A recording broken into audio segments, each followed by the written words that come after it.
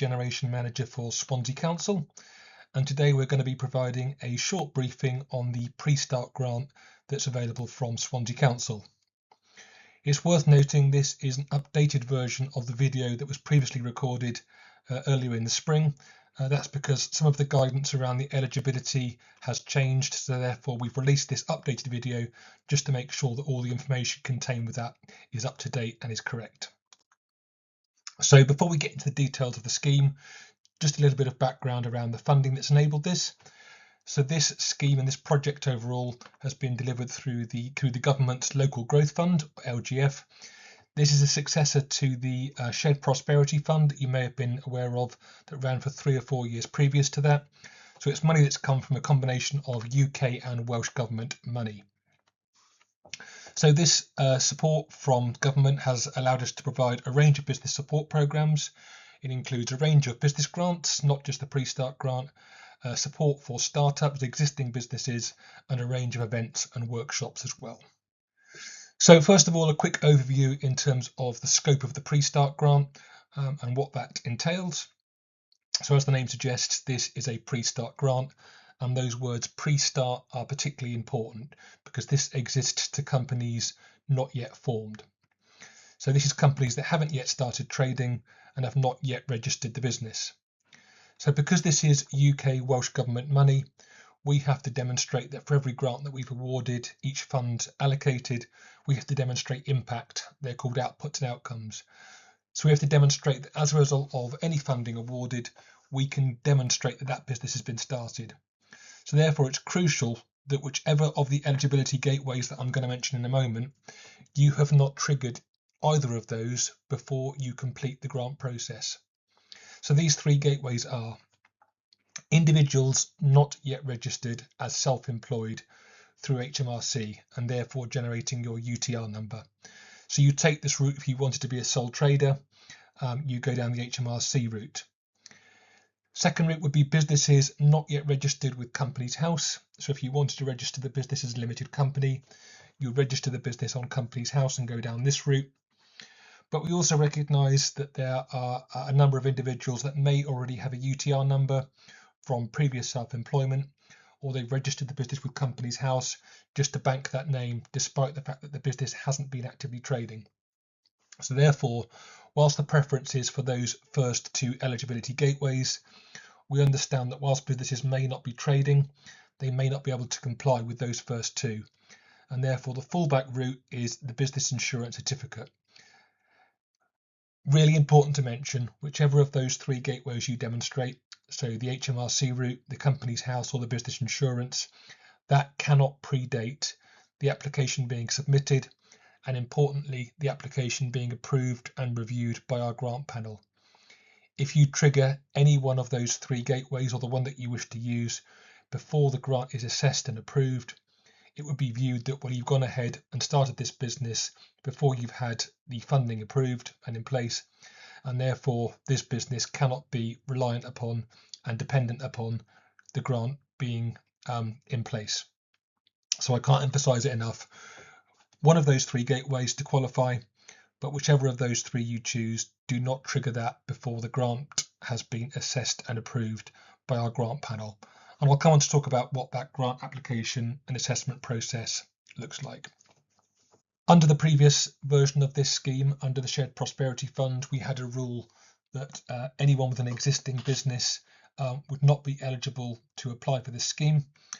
That rule has been relaxed slightly, and we now say that anyone with an existing business that is clearly distinct, clearly unrelated, doesn't have supply chains dependent upon it, may apply for this scheme, and that will be reviewed on a case-by-case basis.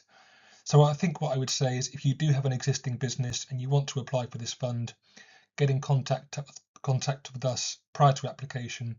We can review whether and to what extent we feel that's related and therefore make a judgment before you work on submitting the application form itself.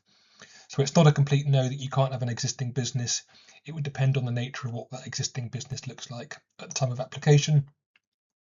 And the final thing, just in summary, is that as part of the application process itself, there is a mandatory Intro to Self-Employment course that all applicants must attend, either online or in person, before they can go through and complete their claim. It's a one-day course that just covers the details of what you need to become a business owner, so covering business planning, cash flow management, marketing, identification of customers, risks, all those kind of things. But just to be aware, before you apply, attending that course will be a mandatory part of the application process itself. So how much funding is available? The good news is that versus previous versions of this scheme, the maximum grant has gone up fairly considerably. So we're now able to offer up to £25,000 worth of grant funding for pre-start businesses. So the match funding is split into two different categories, two different tiers. The first £2,000 of which is 100% grant funded. That's to say, for the first £2,000 of expenditure which you may incur, there is no contribution from yourself as the applicant. Anything between £2,000 and £25,000 in terms of grant applied for has a 50% match funding requirement. So that's to say, for every pound that you put in, we put in a pound ourselves, say above that £2,000 threshold. So if you're applying for this, you may wish to apply for at least £2,000 because there isn't any grant match funding required from you as the applicant towards those costs. It's a fairly simple equation, but I've just put some illustrations down there so you can see that, again, for the first £2,000 there will be no applicant contribution at all. If you're looking to incur £10,000 worth of expenditure, there will be £6,000 worth of grant available, and therefore £4,000 worth of contribution from you as the applicant, up to that maximum level of 52k, where grant will be 25k and the applicant contribution will be 27k against that overall cost of £52,000.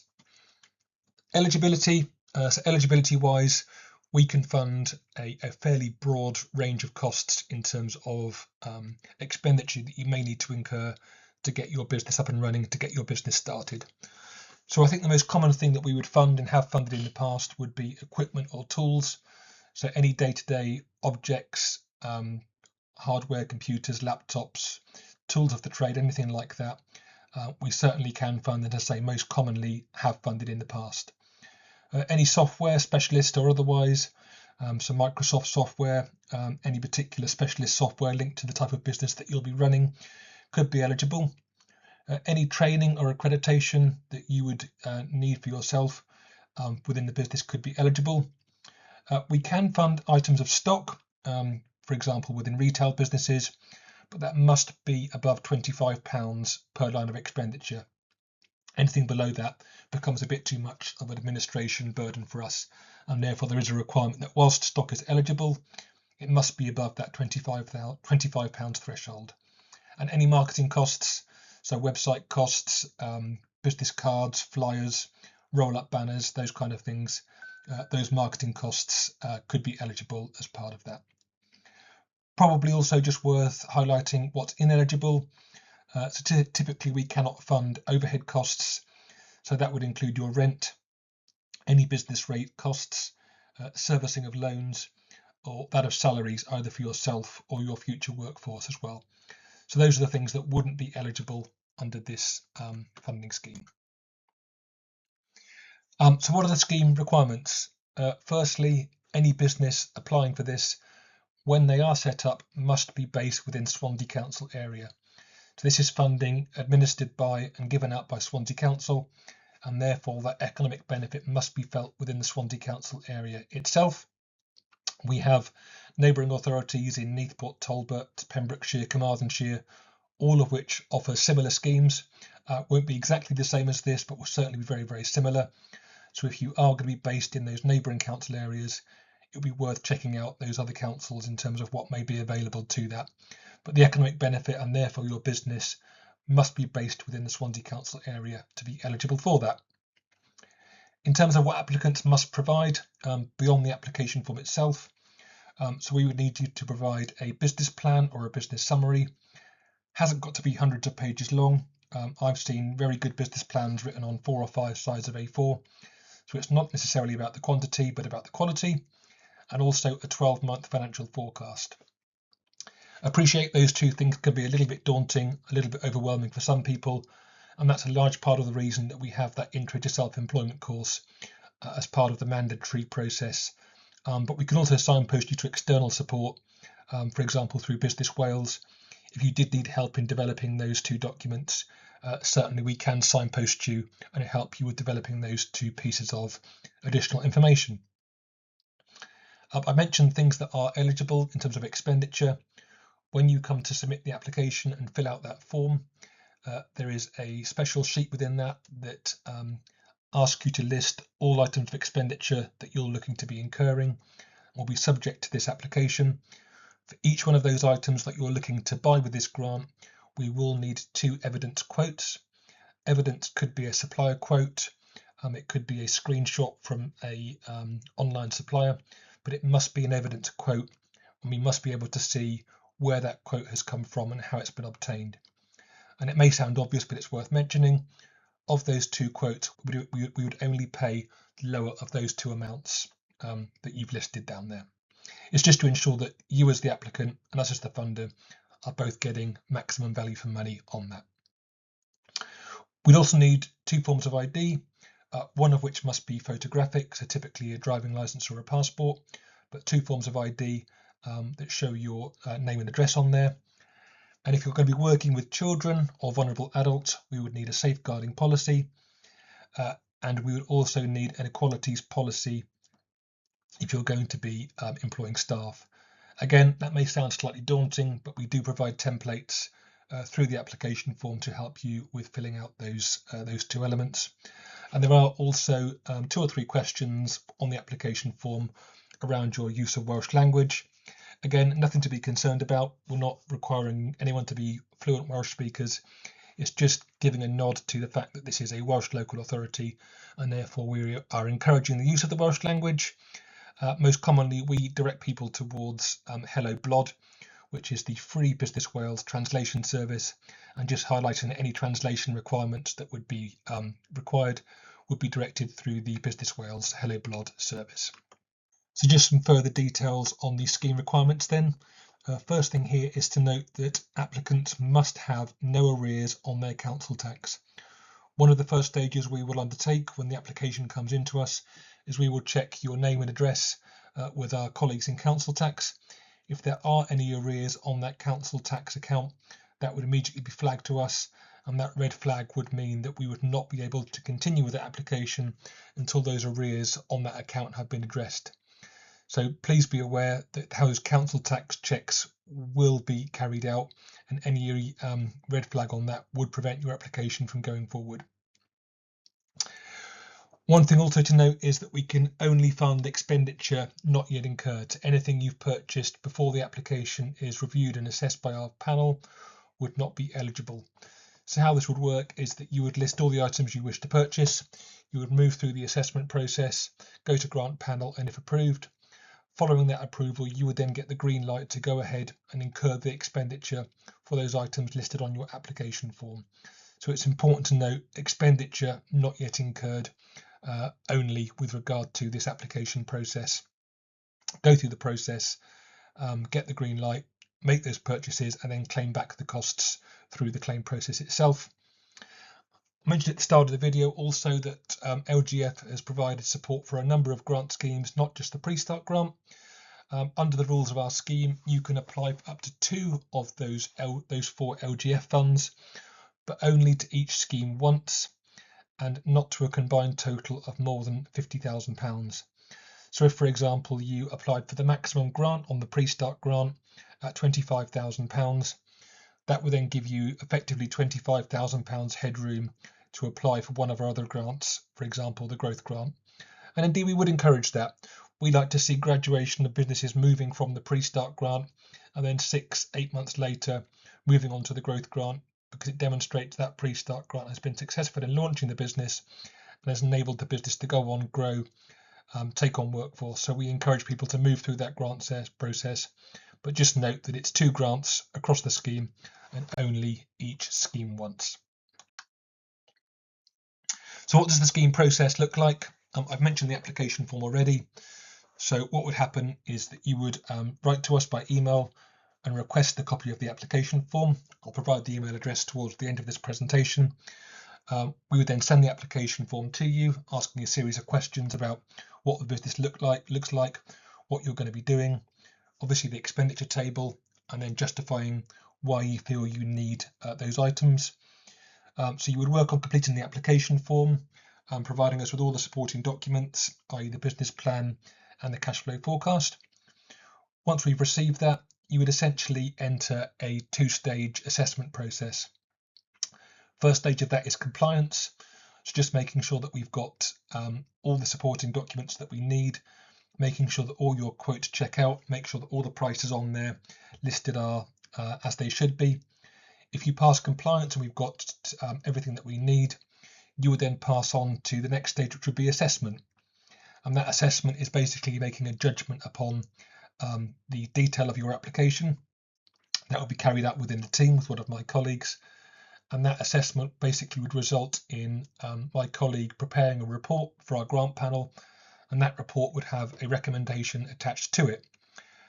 Hopefully that recommendation will be to approve, and if that recommendation to approve was upheld by our grant panel, that basically is your application having moved through the process, been approved, and then basically again you have the green light to go ahead, incur that expenditure, and we will consider your grant as having been successful. If you are approved by our grant panel, you would then have 2 months to go ahead and complete that claim. So you'd have 2 months to undertake all of the expenditure within that, provide us with the eligibility criteria, so the HMRC, Companies House or business insurance. Again, I emphasise that must not predate us having reviewed the application at grant panel. So you need to trigger that eligibility within 2 months, get that back to us along with all your expenditure, and we would then settle your claim and get that money back into your account. So I've mentioned the application process, also worth just covering a bit of detail around the claim process itself. So there are a number of things that we would need to complete your claim to allow you to get the funds back into your account, and just a few things that we need. First of all is that we require receipts and paid invoices, just evidence that you have incurred that expenditure. So receipts and paid invoices are required. We also need bank or credit card statements, which must be in your name or the business name. And obviously the details of that transaction on the bank statement or the credit card statement must match the amount on the receipt or the paid invoices. When you are approved for your grant, you will receive a claim form and an offer letter. Both of those must be signed and returned back to us. And obviously we also need evidence of your business started. So that is the HMRC route, the Companies House route, or the business insurance route. But whichever of those three that you submit to us, you have to complete that process, obviously in the period after your grant has been approved, within that 2-month claim window. In terms of timescale, once we receive all of those things and that claim has been checked and approved, we would normally get those funds back into your account within 2 to 3 weeks. It's not an exact science, but just to give you some idea and expectations of timescales, we reckon on 2 to 3 weeks for that overall process. We appreciate that some people do have some cash flow issues as well. So if you wanted to do some stage payments, for example, incur £500 worth of costs, submit a claim, incur another £500 worth of costs, submit a claim, we can do stage payments 3 or 4 times at most, but just to ease those cash flow issues as well. So it's just worth bearing that in mind as part of the claim process as well. So just a few top tips then in terms of what a successful application looks like. Please ensure that your business plan and your financial forecast are well constructed. When your application comes to the grant panel will be making a judgment upon the written submission that you provide, that being your business plan, your application form and the financial forecast.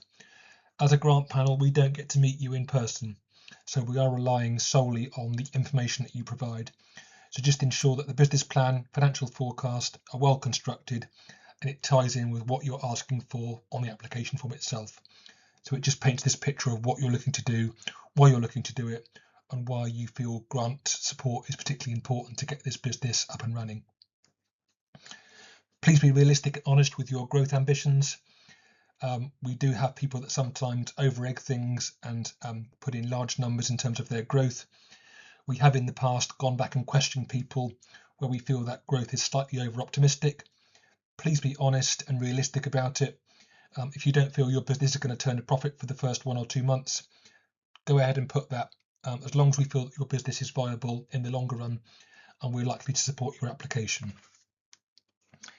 If you feel you need help at any point, please do ask for it. We are here to support your application. It's far easier for us to provide help and support ahead of application submission than once you've submitted it and having to go back and make amends to an application already lodged with us. So the long and short of it is, if you need help, please ask us for it. It's what we're here to do, is to support your application. I mentioned this already, but please ensure that your application is linked to your business plan and justified in the application. So it's worth emphasising that point.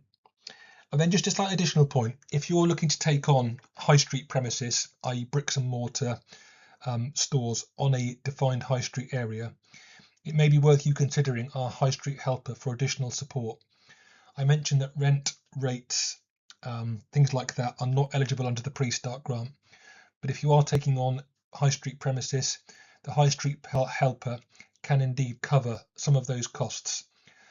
So if that is you, please contact us and we may be able to support you additionally with our high street helper. And then finally, just regarding any queries on eligibility or suitability, in the first instance, please contact startupgrant@swansea.gov.uk. As I say, it's always best to ask those questions in advance, so please do contact us. And importantly, that's also the email address to request an application form. So if you're looking to apply for this, write to us, startupgrant@swansea.gov.uk. Simply request one of our application forms and we'll get that sent out to you as well. In terms of other support, we'll be running a series of surgeries and workshops roughly once a month throughout the county of Swansea. So at some point at a location near you. The surgeries really are designed to support people who are interested in accessing business support, aren't sure what support's available, aren't sure which grant may be right for them. And we run those sessions alongside Business Wales, Development Bank of Wales, Gower College. So there's a range of business support organisations that you can come and chat to in those surgeries. Workshops are a little bit more focused, so they are geared towards more people that have started work or are working on their application but need a bit of support. So we can sit down with you on a one-to-one basis and work through an application in progress just to help you shape that and develop it a little bit more. So look out for both surgeries and workshops. Details of those will be published on our e-newsletter and also on our social media channels, that's Facebook and LinkedIn as well. And then finally, keep an eye on our website, swansea.gov.uk/business funding. I've mentioned already that the guidance on this scheme has changed slightly, so it's worth just keeping an eye on that Swansea Council web address there for any updates to this scheme in particular, or indeed new funding programmes that may become available above and beyond that. So I've covered quite a lot of ground there in sort of 20-25 minutes or so. Hopefully you found that helpful and useful. Please contact with any queries that you may have, but otherwise thank you for watching and we look forward to receiving your application in due course.